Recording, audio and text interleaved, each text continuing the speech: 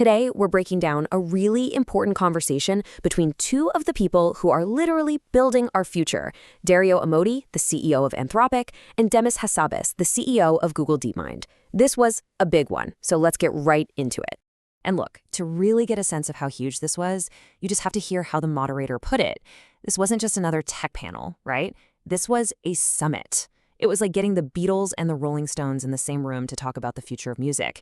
You had the leaders of two rival AI labs with very different ways of looking at the world, sitting down to debate the future that they are actively creating for all of us. So here's how we're going to unpack their chat. First, we'll get to know these two titans and their different approaches.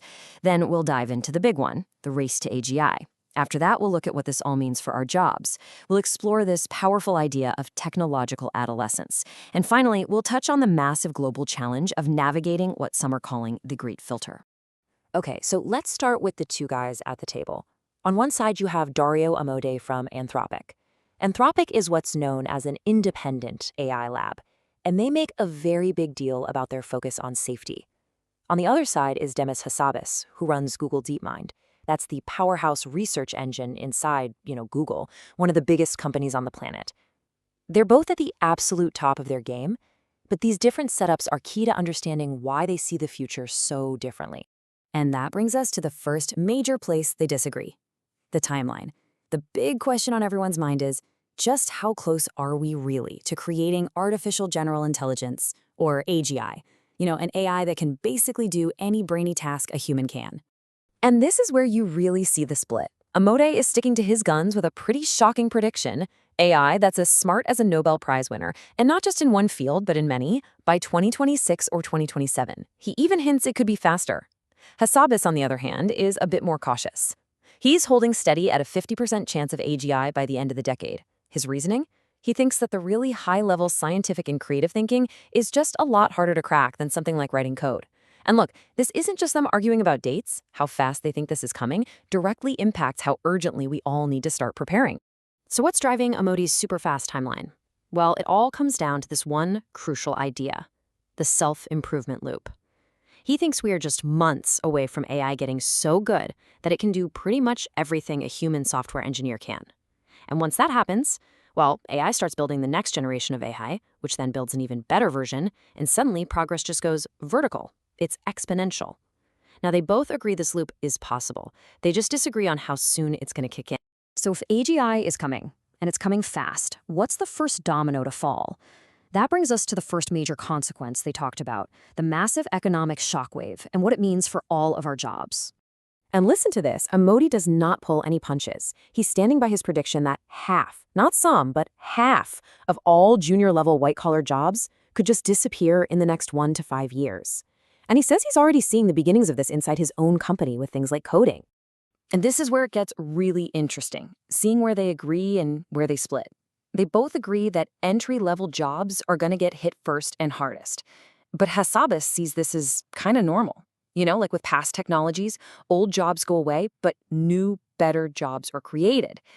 Amodei's big fear, though, is that the speed, that exponential curve we talked about, is going to be so fast that our society just can't keep up. We won't be able to create new roles quickly enough. But Hassabis raises an even deeper point. He says, okay, let's imagine we solve the money problem. Let's say we figure out how to share all the new wealth that AI creates. What happens to us, to people? So much of our identity, our purpose, our meaning in life is tied to our work. So what does humanity do when we don't have to work anymore? It's a huge question. And that huge question leads us right into this central idea that Dario Amodei uses to talk about the immense risks we're facing. He calls this moment our technological adolescence. He actually borrows this incredible line from the movie Contact. It's the one question a character says she'd ask a super advanced alien civilization. And Amodei's point is, that's us, right now. We are that civilization on the verge of incredible godlike power, but we're also like teenagers who could easily, wreck the car and destroy everything if we're not incredibly careful. He breaks these grave risks down into 5 big buckets. First, misuse by bad actors. Think individuals using AI for something like bioterrorism. Second, misuse by nations or authoritarian states. Third, the classic sci-fi scenario, just losing control of an AI that becomes way smarter than us. Fourth is the huge economic chaos we just talked about.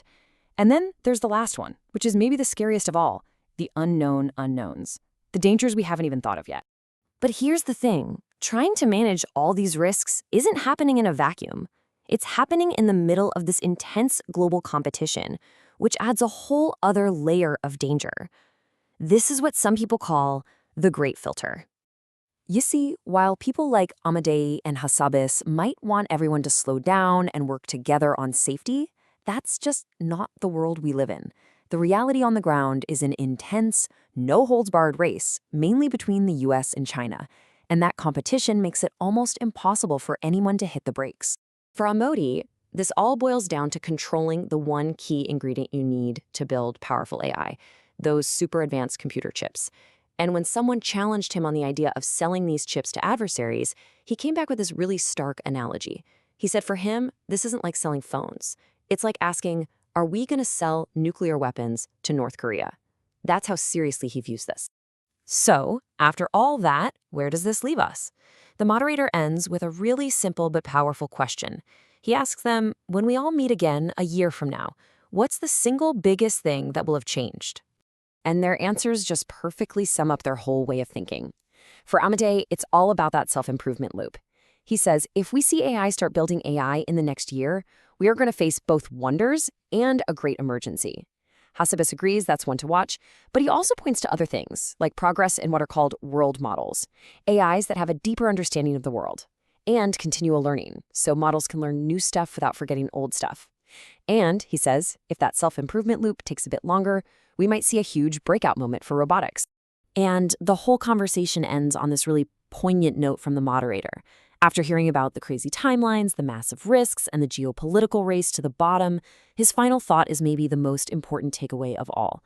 Maybe, just maybe, we should all be hoping it takes them a little bit longer, just to give the rest of us a little more time to get ready.